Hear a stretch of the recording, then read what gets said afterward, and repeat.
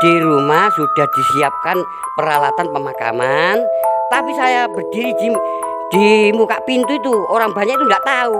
Sudah lama mungkin bisa keracunan, walaupun keracunan.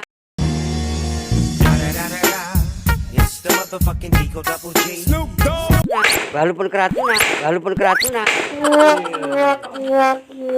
Kita salawatan dulu. Allahumma sholli wa sallim ala sayyidina Muhammad.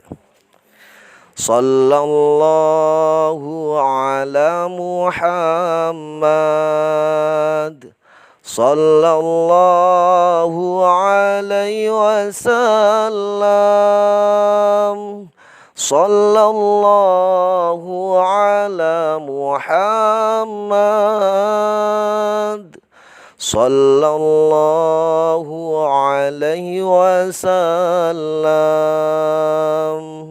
Sallallahu ala Muhammad. Sallallahu alaihi wasallam. Sallallahu ala Muhammad. Sallallahu alaihi wasallam. Sallallahu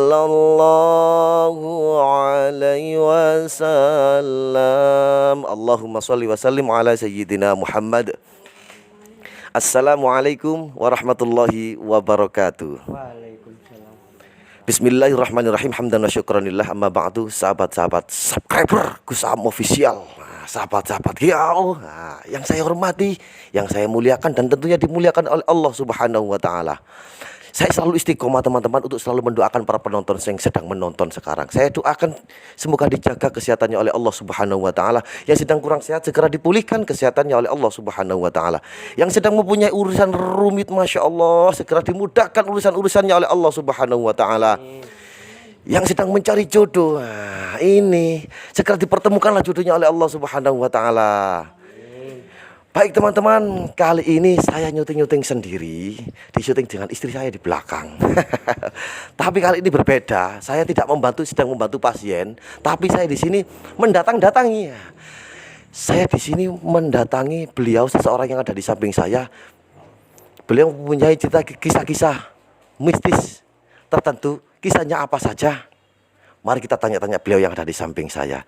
Assalamualaikum Bapak. Waalaikumsalam warahmatullahi wabarakatuh. Boleh tahu saya manggilnya Bapak siapa? Bapak Trimo. Oh, alhamdulillah namanya Bapak Trimo teman-teman. Orang yang ganteng.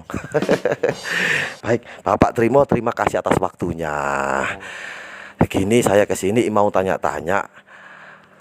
Katanya panjenengan dulu itu pernah mati suri. Apa betul itu Pak? Betul. Saya memang pernah mati suri. Oke. Baik. Itu kalau nggak salah itu sudah lama atau? Kalau nggak salah saya waktu mati suri itu sekitar 4 jam. Maksudnya kejadiannya itu sudah lama. Kejadian tahun 2010.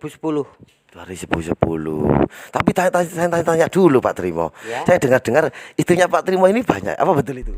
Waktu dulu itu pernah memang istri saya keseluruhan itu 4. Masya Allah teman-teman. 4. Luar biasa, memang playboy beliau ini. Terus gimana Pak Trimo? Jadi sekarang istri saya tinggal 2.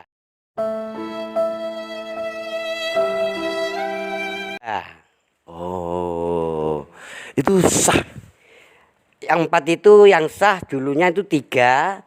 Yang kawin siri itu 1. Jadi sekarang yang kawin sirinya sudah saya lepas, yang kawin sah yang satunya sudah saya lepas.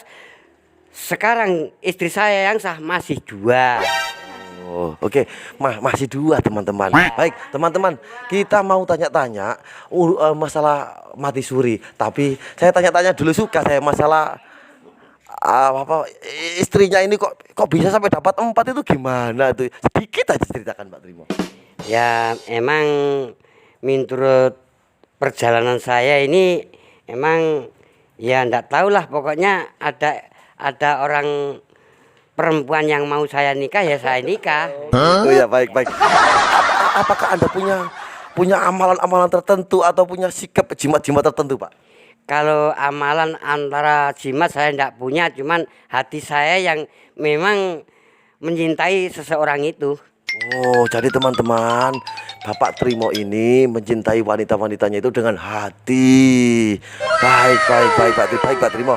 Saya coba lanjutkan lagi. Itu mati suri itu bagaimana sih, Pak? Kejadiannya itu bisa diceritakan itu. Kalau saya waktu kerja di tambak, emang saya menggali tanah dalamnya 4 meter. Begitu saya di dalamnya lubang, saya langsung tanah itu kembali nutup ke saya. Jadi saya lepas dari lubang itu tidak tahu siapa yang lepas, tahu-tahu sudah saya di luar dari lubangan itu. Itu berapa orang, Pak, pada saat itu? Waktu saya di dalam lubang, perasaan saya waktu keurukan tanah itu memang saya sendiri, tapi di dalam lubang perasaan saya menjadi orang 3, kakek saya, buyut saya di situ. Jadi orang 3 saya. Oh, itu maksudnya 2 orang itu kakek itu goib gitu maksudnya? Iya, goibnya itu merupa kakek sama buyut saya.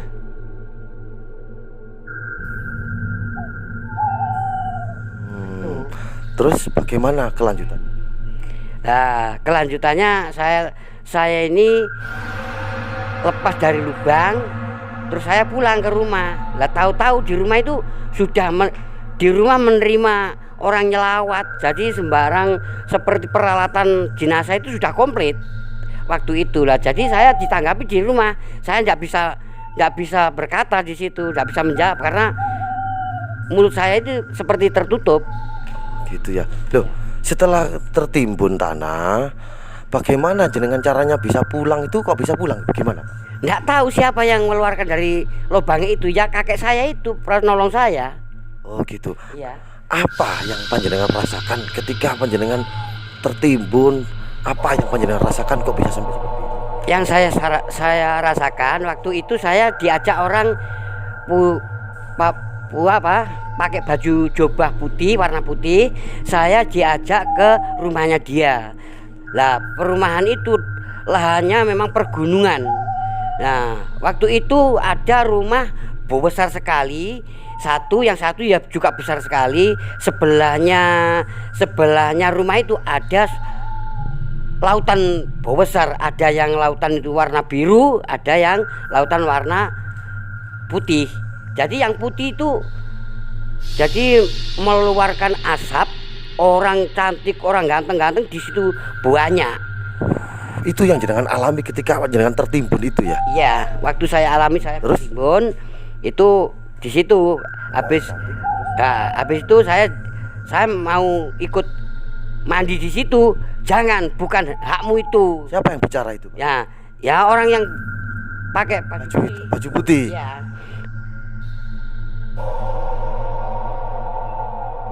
Terus akhirnya saya disuruh bantu kora-kora piring. Kora-kora teman cuci piring ya, cuci piring. Ya, cuci piring. Waktu itu saya bawa piring itu jatuh. Begitu jatuh, saya dimarahi sama orang pakai jubah putih itu, disuruh pulang kembali. Habis pulang, saya enggak tahu jalannya. Ya saya antarkan sampai saya ambil kamu tadi gitu. Oh gitu ya. Iya. Itu piring satu berapa, Pak? Kalau kita tanya jumlahnya, apakah ada jumlahnya, Pak? Piring itu kalau enggak salah 17 piring. Itu teman-teman saya menduga pastinya beliau ini sudah itu seolah-olah jelas kelihatannya itu, Pak. Ya jelas lah. Terus saya dibilangin, kamu belum saatnya pulang ke sini. Kamu kalau pulang ke sini harus bisa masuki rumah yang sebelah itu, yang ada kolamnya warna biru itu.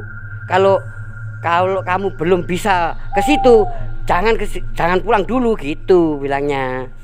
Oh gitu. Terus jenengan diantarkan ke pintu. Saya diantarkan pulang, kembali lagi ke yang ngambil saya waktu orang itu ngambil saya tadi di perasaan saya di kerjaan itu. Terus terus tahu-tahu panjenengan ada di mana itu setelah disuruh pulang oleh orang berbaju putih, berjubah putih, tahu-tahu panjenengan ada di mana? Pulang-pulang saya sudah di rumah. Dalam kondisi apa? Bangun tidur atau gimana itu? Ya seperti orang bangkrong gitu loh, jalan tapi enggak tahu jalan mana, tahu-tahu di rumah. Oh gitu ya. Jadi tidak ada yang bisa tahu. Jangan Anda juga tidak tahu. Ternyata Anda bisa lepas sendiri dari timbunan tanah tadi. Saya lepas dari timbunan tanah tadi, tahu-tahu sudah di rumah saya. Siapa yang bawa, siapa yang ngantarkan, orang-orang enggak ngantarkan. Tahu yang ngantarkan ya kakek sama mbah saya tadi yang ngantarkan di rumah. Terus di rumah itu orang-orang apa yang dilakukan orang-orang di rumah itu? Katanya mestinya kan kalau panjenengan meninggal, dikabarkan meninggal, pastinya para orang-orang menyiapkan pemakaman. Apakah di rumah ada seperti itu? Di rumah sudah disiapkan peralatan pemakaman, tapi saya berdiri di muka pintu itu, orang banyak itu enggak tahu. Sama saya. Oh, enggak tahu.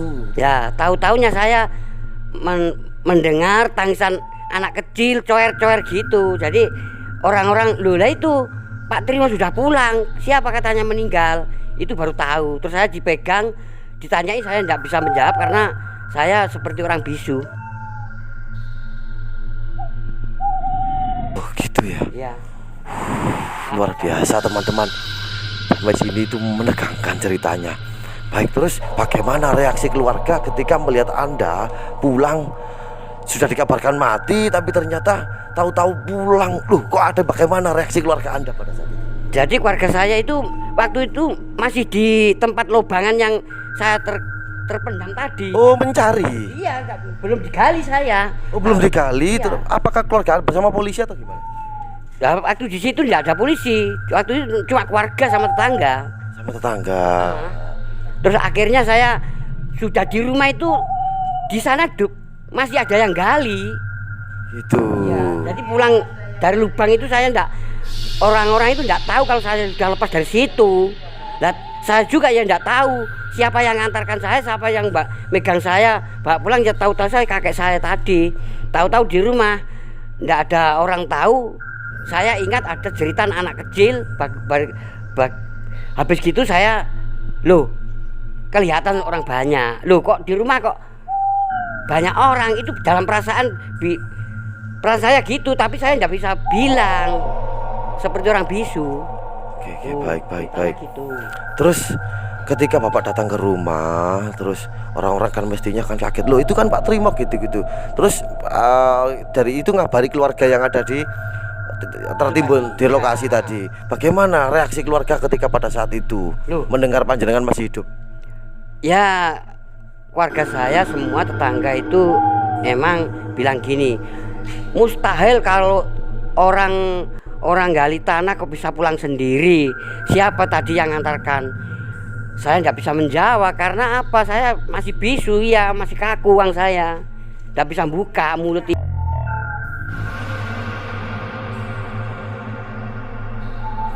Terus bagaimana panjenengan bisa bicara ini? Bagaimana? Itu setelah itu berapa hari bisa bicara? Setelah saya ditanya itu cuma tole-tolean, habis gitu mintain doa sama Pak Kiai, saya dikasih minuman, habis gitu terus saya dikasih air hangat, itu bisa jawab apa adanya. Gitu ya. Bagaimana perasaan Anda ketika mengalami hal itu? Setelah mengalami hal itu bagaimana perasaan? Enak, sejuk sekali. Waktu sejuk ya ketika mengalami itu. Iya. Enggak ada sinar matahari, enggak ada, adanya cuma rembulan. Sinar dari rembulan. Oh, gitu. Ya. Jadi oh ya, yang kedua, saya tanya lagi. Katakannya panjenengan juga pernah mati suri 2 kali, Bapak. Nah, yang kedua itu yang bagaimana? Ini dikatakan mati suri. Yang kedua itu saya kan kerja kecapean. Habis gitu saya ini beli obat. Obatnya sudah lama, mungkin bisa keracunan. Walaupun keracunan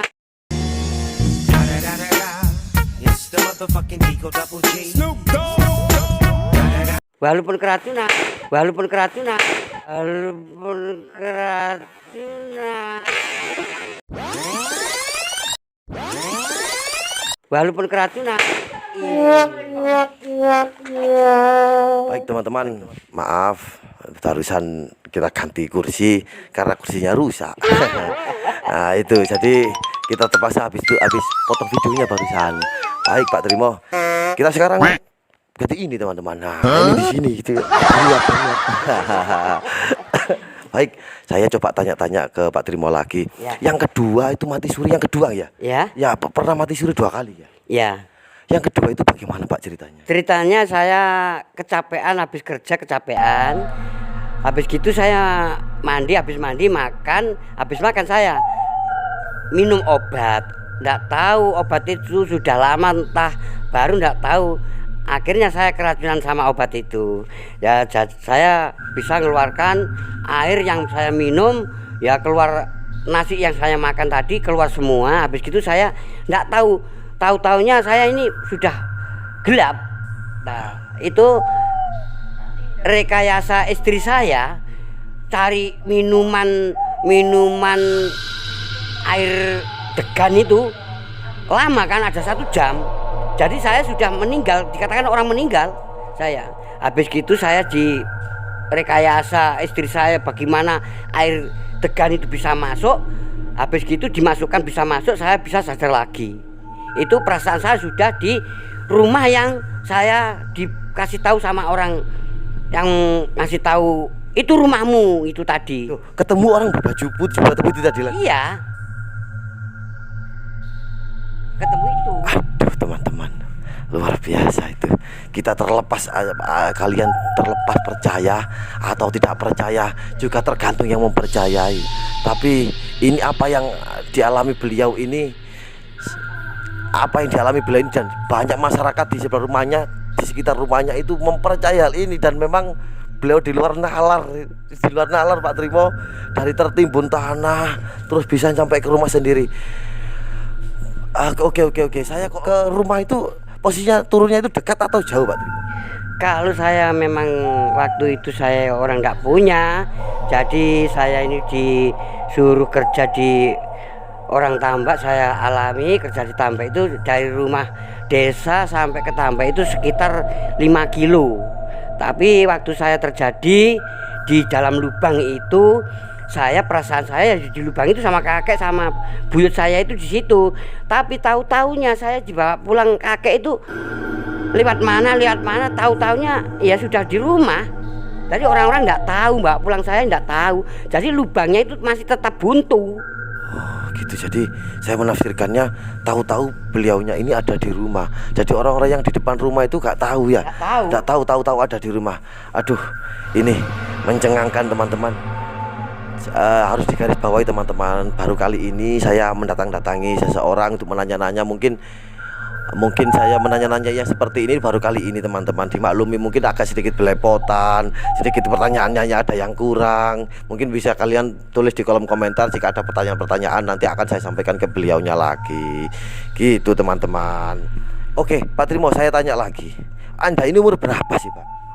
Kalau menurut umur saya, lahir saya, peringatan saya ini lahir tahun 51. Jadi sekarang kalau saya hitung sekarang ini sudah 70. 70. Iya. 70 tahun teman-teman, masih sehat walafiat. Belum tentu saya sama kalian nyampe seperti umur beliau teman-teman. Masya Allah. Apa sih Pak resepnya sesehat umur 70 masih sehat? Apakah ada resep tertentu gitu? Kalau menurut perasaan saya sih, saya ini enggak menggebu-gebu. Saya ini betul-betul orang, hati saya ini terendam di dalam dada saya ini. Saya enggak punya hati yang susah. Jadi hati saya timbulkan ke luar. Ini emang saya ini punya hati yang istilahnya ada yang dingin, ada yang hangat, itu memang ada. Cuman saya banyak ketenangan hati, tidak boleh habis istilahnya emosi, habis emosi saya nebus di asal saya. Gimana? saya ciptaan Allah, saya ya bisa nebus di Allah. Itu permintaan dulu memang gitu. Oke, baik teman-teman, itu resepnya kayaknya. Kira enggak tahu ya, kira bisa melakukannya atau tidak. Kita semuanya pasrah sama Allah Subhanahu wa taala. Baik Pak Trimo, apakah kejadian hal itu membuat Pak Trimo trauma atau gimana atau tidak? Kalau emang saya ini orang sakit atau orang belai itu ndak bisa diminta. Itu pasti ada takdirnya. Tapi manusia harus punya perasaan sadar dan menerima apa adanya. Jadi waktu saya ini waktu kena musibah ya saya bersyukur aja lah sama Allah. Kenapa kok bersyukur, Pak? Karena saya ciptaan Allah. Biar selamat gitu. Iya, biar selamat. Jadi orang itu yang menyelamatkan bukan seseorang, manusia siapapun sampai dimanapun itu yang menyelamatkan memang Gusti Allah. Baik Pak Trimo, terima kasih atas waktunya Pak Trimo. Mudah-mudahan perkenalan kita menjadi perkenalan yang penuh berkah. Terima kasih waktunya sebanyak-banyaknya. Baik teman-teman, yang saya ingatkan lagi, yang belum subscribe, belum tekan tombol merah, tekan tombol merah, subscribe. Subscribe itu gratis. Mudah-mudahan apa yang kita bicarakan di sini bisa membawa manfaat bagi kalian semua. Paling tidak kita bisa menambah pengetahuan bagi kita semua. Baik, terima kasih atas waktunya Pak Trimo. Mudah-mudahan Pak Trimo dijaga kesehatannya oleh Allah Subhanahu wa taala. Baik teman-teman, terima kasih atas perhatiannya. Wallahul muwaffiq ila aqwamit thoriq. Wassalamualaikum warahmatullahi wabarakatuh. Waalaikumsalam.